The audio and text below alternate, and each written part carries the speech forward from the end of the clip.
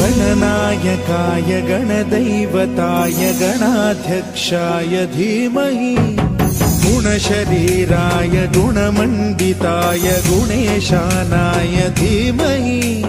गुणातीताय गुणाधीशाय गुणप्रविष्टाय धीमहि एकदन्ताय वक्रतुण्डाय गौरीतनयाय धीमहि गजेशानाय भालचन्द्राय श्रीगणेशाय धीमहि